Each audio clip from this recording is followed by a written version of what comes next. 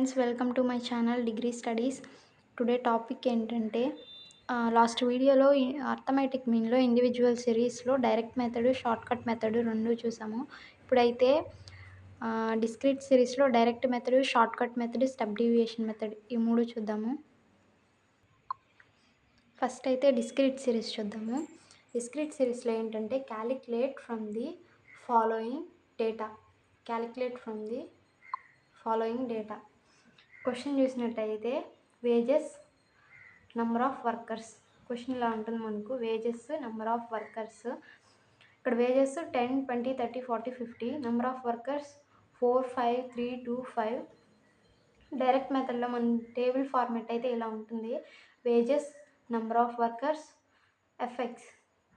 Effects అనేది మనం ఫార్ములాలో point, మనం దాన్ని ఎఫెక్ట్స్ అనే దాన్ని తీసుకోవాలి. వేజెస్ అని పెట్టుకొని 10, 20, 30, 40, 50 ఇవి తీసుకోవాలి. నెక్స్ట్ వచ్చేసి నెంబర్ ఆఫ్ వర్కర్స్ 4, 5, 3, 2, 5 అవి తీసుకోవాలి.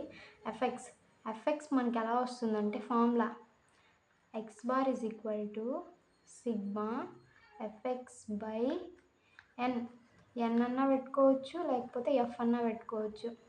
మోస్ట్లీ ఎన్ పెట్టుకుంటే మనకు ఫార్ములా కొద్దిగా ఈజీగా ఉంటుంది.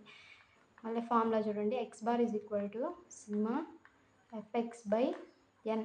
ఇది ఫార్ములా. ఇక్కడ మనం ఎఫెక్ట్స్ పెట్టుకుంటాము. ఈ ఎఫెక్ట్స్ అనేది మనకి ఎలా కన్సిడర్ చేసుకుంటామంటే క్యాష్ తీసుకొని వేజెస్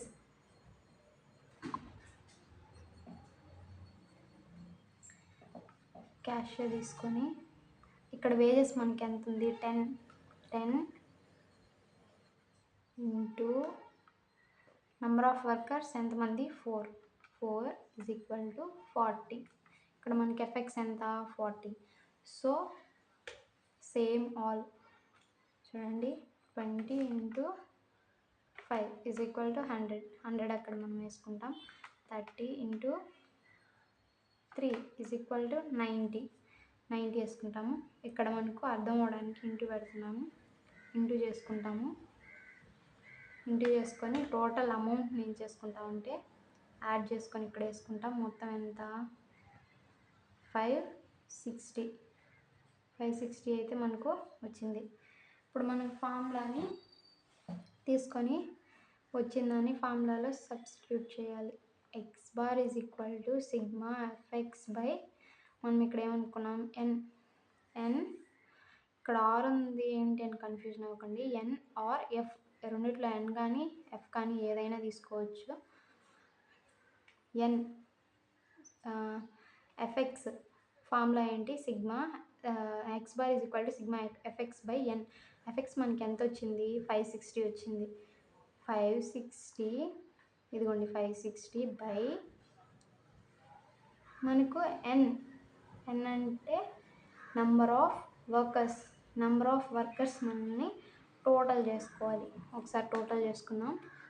4 + 5 + 3 + 2 + 5 ఈజ్ ఈక్వల్ టు 19. ఇది నెంబర్ ఆఫ్ వర్కర్స్. ఎన్ ఎందుకు తీసుకోమన్నానంటే ఇక్కడ నెంబర్ ఆఫ్ వర్కర్స్ మనకు కొద్దిగా క్యాచ్ చేయడానికి ఈజీగా ఉంటుంది. సో 19 ఇక్కడ మనం ఏం తీసుకుంటాం, 19. 560 బై 19.